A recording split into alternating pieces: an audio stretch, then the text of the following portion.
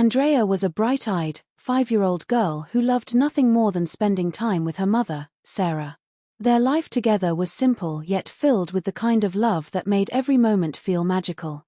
Sarah was Andrea's world, a warm and caring presence who ensured her little girl always felt cherished. She prepared Andrea's favorite meals, helped with her schoolwork, and read enchanting bedtime stories that filled Andrea's dreams with wonder. For Andrea, there was nothing safer or more comforting than her mother's embrace.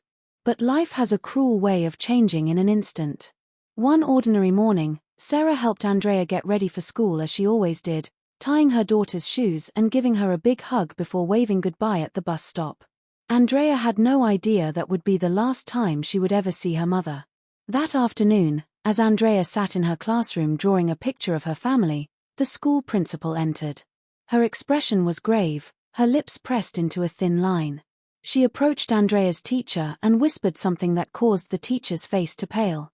A moment later, Andrea was called to the principal's office. The air in the room felt heavy when Andrea walked in. Her father, George, was standing by the window, his hands buried deep in his pockets.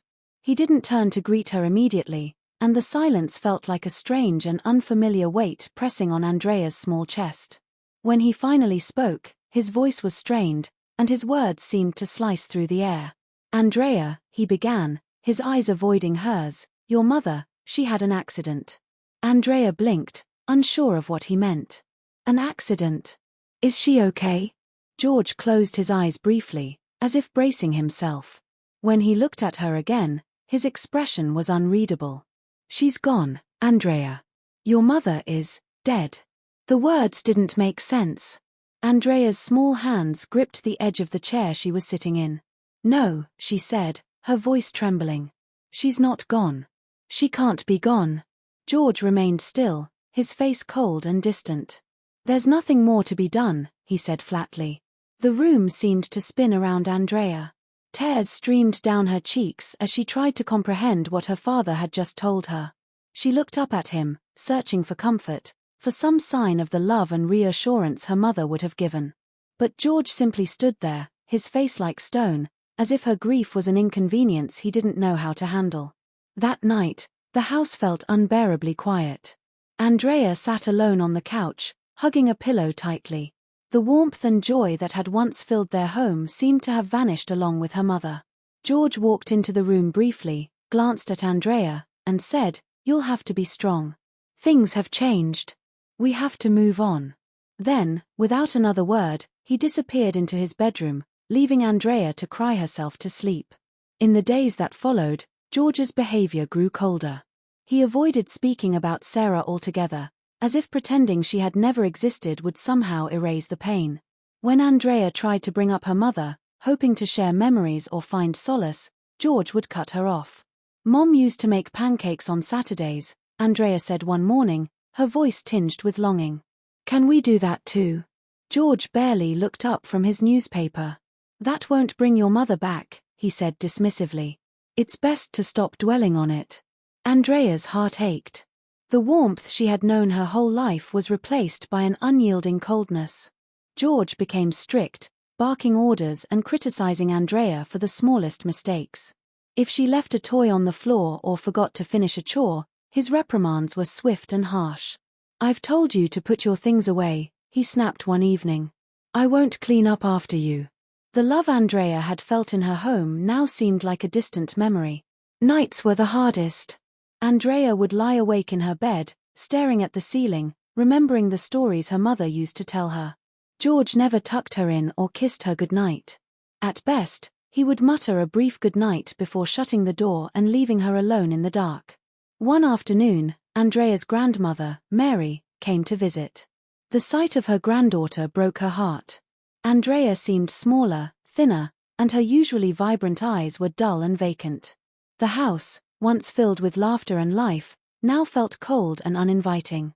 "How are you, sweetheart?" Mary asked gently, sitting beside Andrea on the couch. Andrea shrugged, staring at the floor.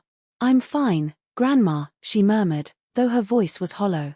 Mary reached for Andrea's hand and was startled by how cold it felt. "Have you been eating well?" she asked, her tone full of concern. Andrea nodded silently, but Mary's sharp eyes noticed the crumbs of a dry sandwich on the kitchen counter. That night, Mary couldn't shake the feeling that something was deeply wrong. In the weeks that followed, Mary visited more often. Each time, she found more troubling signs.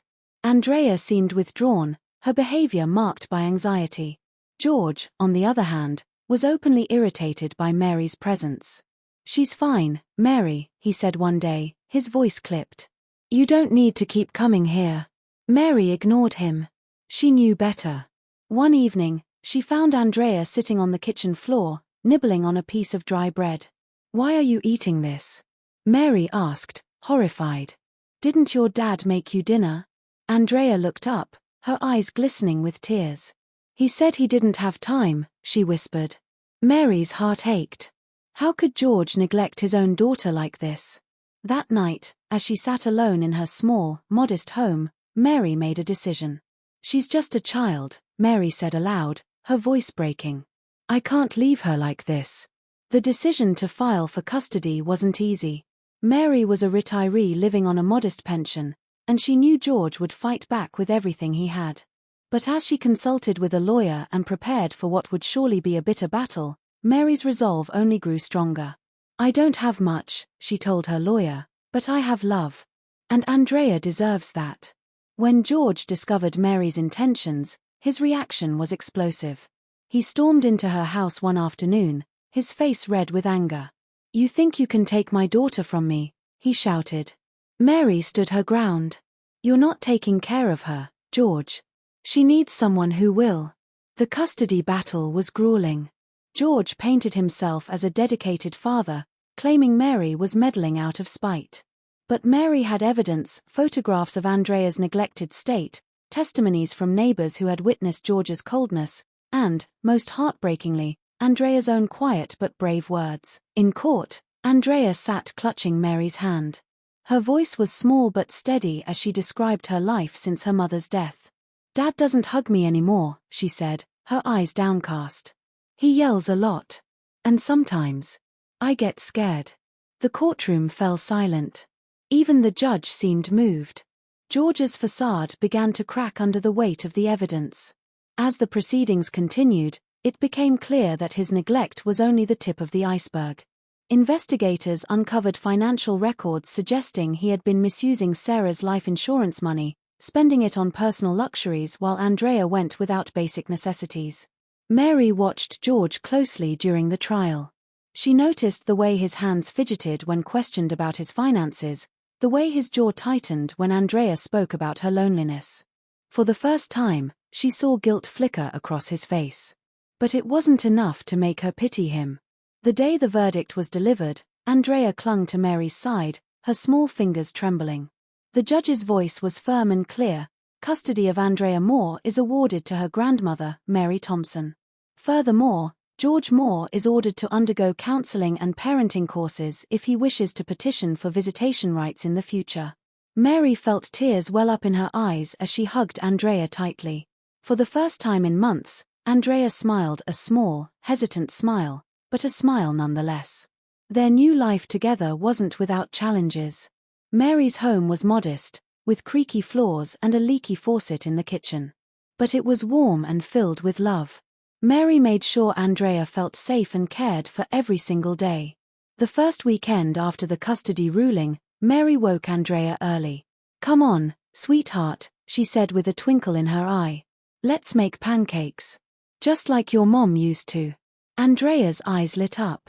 Together, they mixed the batter, laughing as flour dusted their faces. When the pancakes were ready, they sat at the small kitchen table, the aroma of syrup and butter filling the room. "These are just like Mom's," Andrea said, her voice soft but happy. Mary smiled, her heart swelling with emotion.